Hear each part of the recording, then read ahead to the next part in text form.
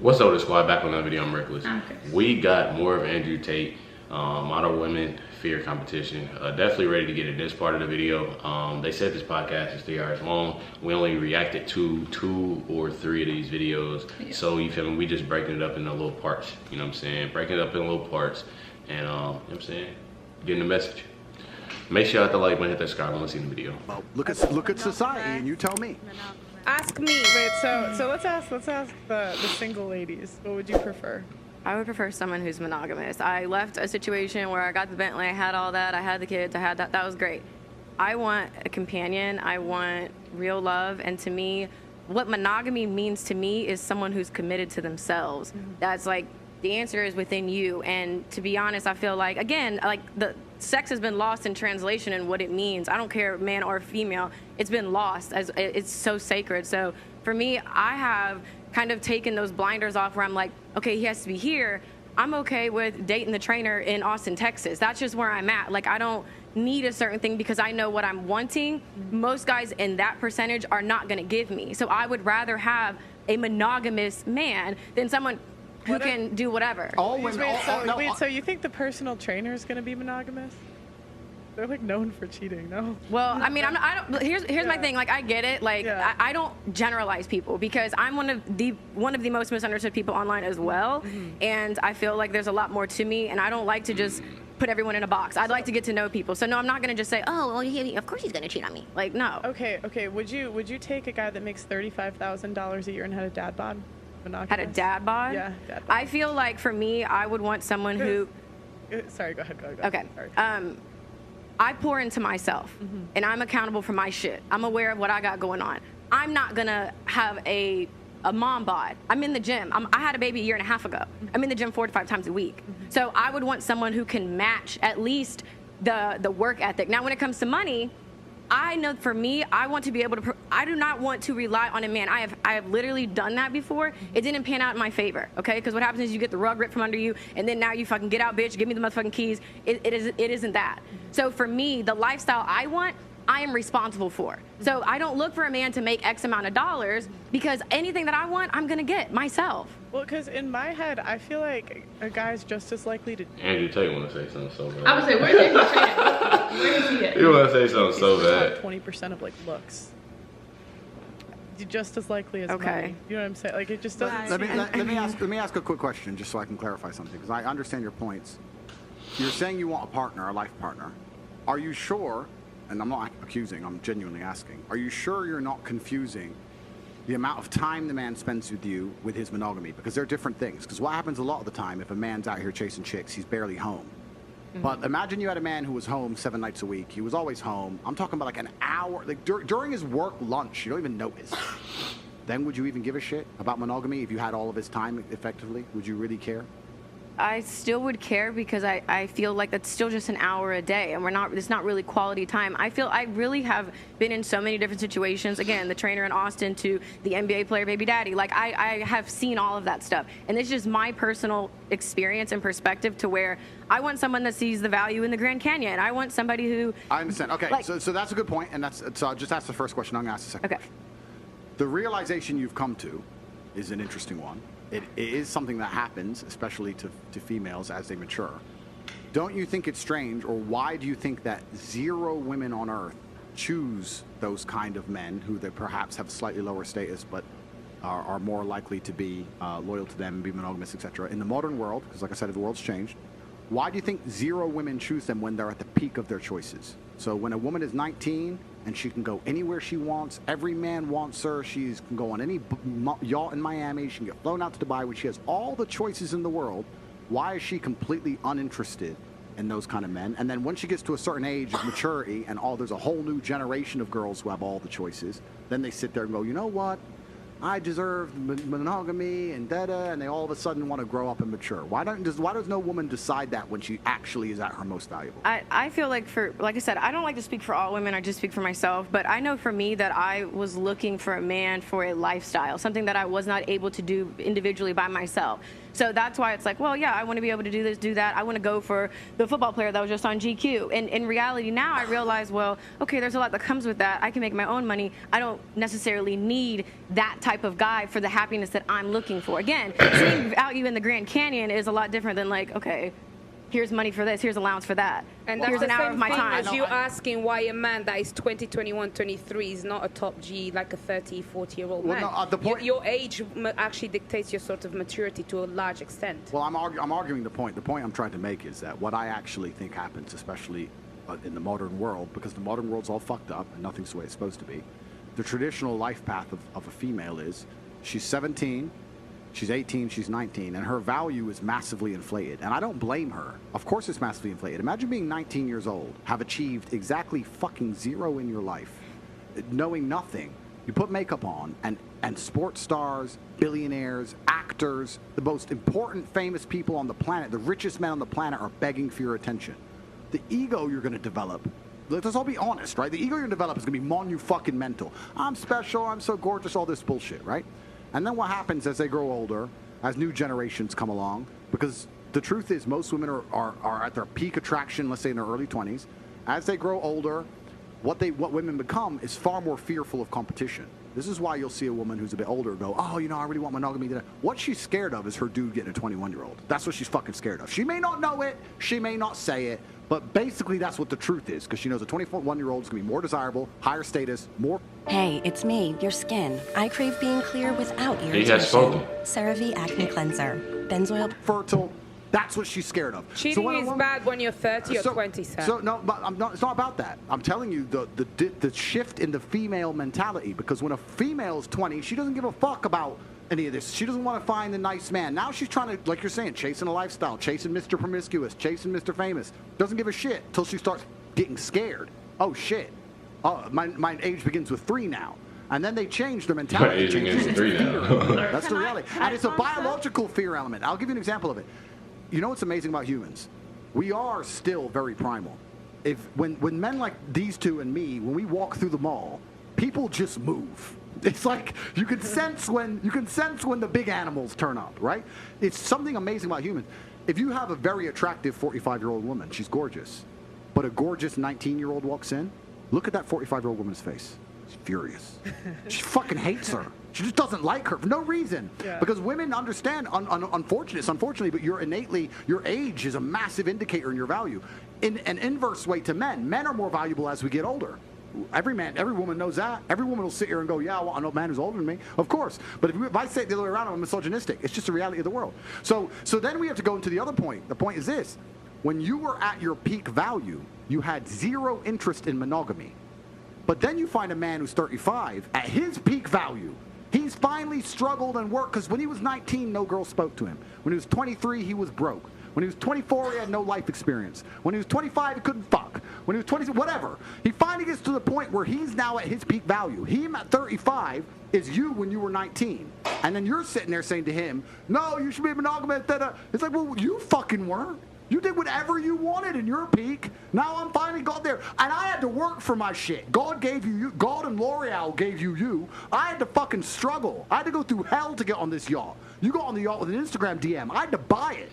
And now you're telling me I need to fucking settle down and behave and grow up? Fuck you. Because it's bullshit. You're assuming that the journey is a man that starts with nothing to something, because there's a lot of men that have... That is exactly the journey of every man on earth. We are born without value. Do you think... So there's specificity in that. Can I just because that's not how it should be for everybody, and that's not how it is for everybody. And not for every woman either as well, may I just say. Can I ask Brittany something, please? You know, like... then you've learned in the past... And now you want to find someone to settle down. With hindsight now, would you have reversed it and like started young, looking for someone to settle down with, looking for those values that now you know? I'm talking that with hindsight.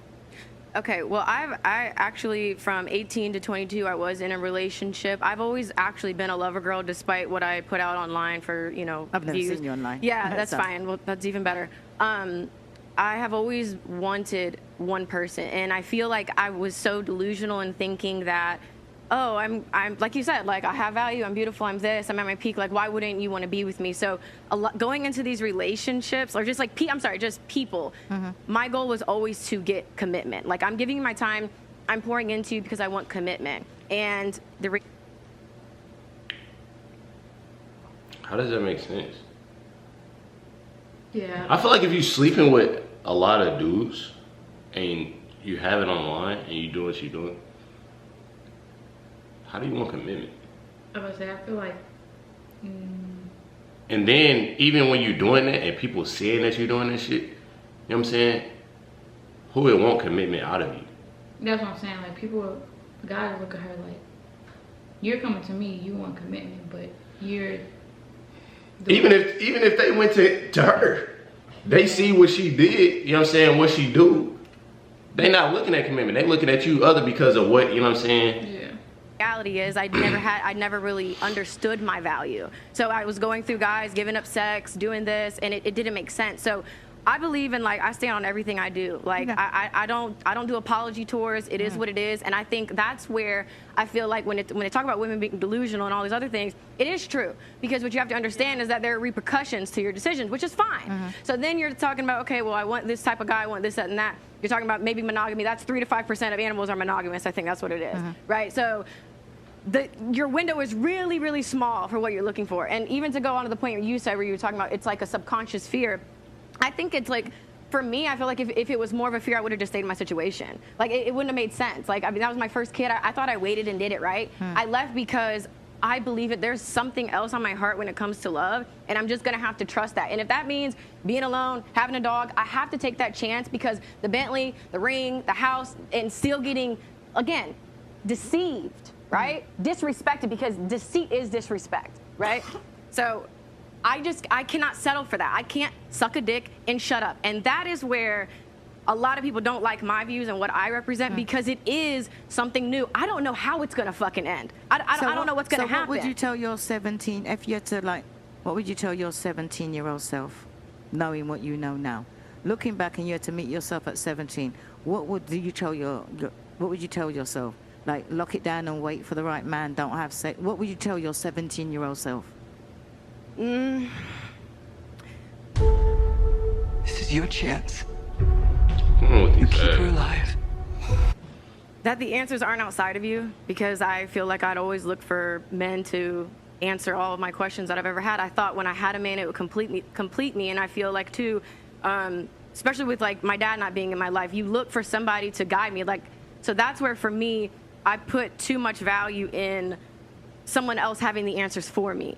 So that's why I'm really big on accountability. So I would just tell myself, like, to be patient, to take your time, because I was always quick, oh, let's try to get in a relationship. Like, we weren't even compatible. There's a lot of just not compatible factors. So I feel like for me, it would be to slow down and to really get to know people, instead of just blindly banking on potential that most likely will never be tapped into, or selling myself short because there's a fear of, well, I don't know, this could be the best that I could get. I might as well just shut up and suck a dick. And that's what I meant about women nowadays, because exactly what you'd be telling your 17-year-old self is what happened back in the day. So when I'm repeating these things, I'm going, oh, you're old-fashioned. But it seems like women do what they like, and then they hit a certain age and say, oh, well, I've got to settle.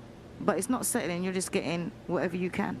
You know, or whatever you deserve. You know what? Because Auntie, if you think back now, you'd be telling people now, rather than say that Auntie's old-fashioned or Auntie don't know what she's talking about, look what she'd be telling her 17-year-old self, which ain't nothing that I ain't already said. Yeah, because that's fine. really and truly, really and truly, let me finish. Oh God, they're trying to interrupt her and shit. I'm an older version of you.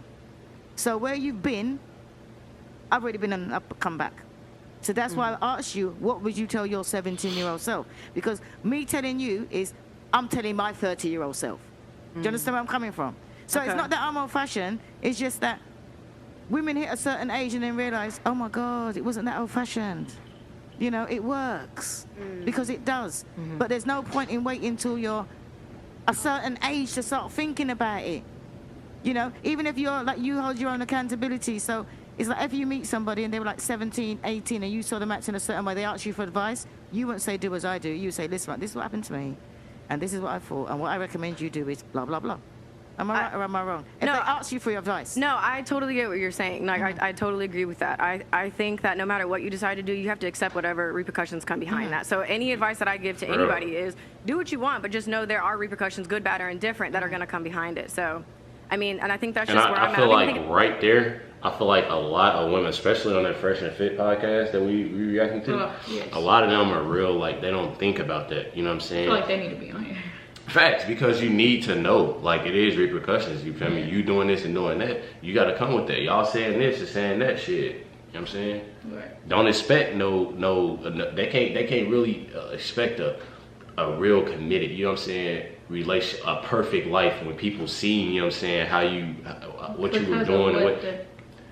Choices you pick. Exactly, and that's how society is working, and that's what, you know what I'm saying, that's just what it is at the end of the day. It's like an age thing. I think it's like, in reality, I have a son, and you really start asking yourself questions. And again, I hate that it took having a child to really look into my life and call myself out on my bullshit. So if you got pregnant earlier, if you got pregnant at 18, 19, would it? I was always on birth control. Okay. I was on birth control for a decade. I got off birth control because the person I was with wanted to have a baby. Okay. So again, I thought I did it right. Clearly not, because I wasn't married, but it still didn't work out because it just wasn't my guy. Mm-hmm. So that's where I just think, like, even if I still would have taken it slow, there just were a lot of people that just were genuinely not my person, and that's okay. I would just speaking of marriage. I want to know. I want to know, basically. Hopefully, we can find another of the clips of why it didn't work out in so many of these relationships that she had with people. Yeah. I feel like that's like a question that I would ask. Like, why didn't it work out? Was it them? Was it her? You know what I'm saying? Was it because of the past? Was it because how you treated, you know what I'm saying, that person, PJ, I think his name is PJ Washington, treated him a certain way in public, meaning not, you know what I'm saying, physically or nothing like that, but how you dress, how you talk to people, what you do, you know what I'm saying, on Instagram, like what, you know what I'm saying? I feel like that's a question just to, you know what I'm saying, see, like, on what that is, because she keep on saying, it just wasn't my person. But we wasn't compatible. Yeah. I want to know why, you know what I'm saying?